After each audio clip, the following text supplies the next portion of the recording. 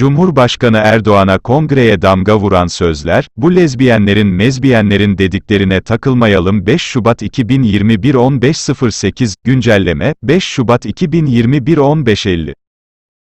Partisinin Adıyaman, Edirne, Erzurum, İzmir, Kırşehir, Mersin, Osmaniye 6, NCI olağan il kadın kolları kongrelerine canlı bağlantıyla katılan Cumhurbaşkanı Erdoğan, aile kavramının önemine vurgu yaparak, bu lezbiyenlerin mezbiyenlerin dediklerine takılmayalım.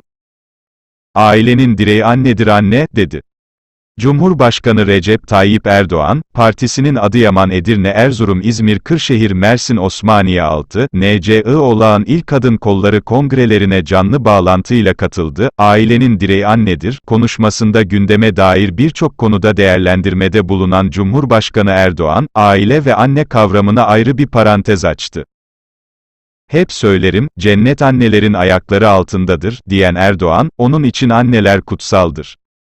Onlarla birlikte bu yolu yürüyeceğiz. Ülkemizi ihya ve inşa edeceğiz. Ailenin direği annedir anne. Bu lezbiyenlerin mezbiyenlerin dediklerine takılmayalım. Biz analarımıza bakalım. Bu annelerimizle birlikte geleceğe emin adımlarla yürüyeceğiz.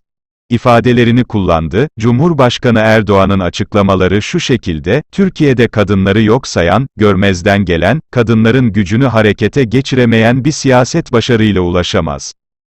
Biz samimiyeti her konuda olduğu gibi kadınları siyasetin merkezine yerleştiriyoruz. Siyasi hayatımızın her döneminde hanımların hak ettikleri tüm kademelere gelebilmeleri için gayret gösterdik. Kadınların siyasete ve sosyal hayata katılımı noktasındaki en büyük kazanımlarının altında hep AK Parti'nin imzası bulunuyor. Biz kadını gerçek anlamda haklarına, özgürlüklerine kazandırmak için çalıştık.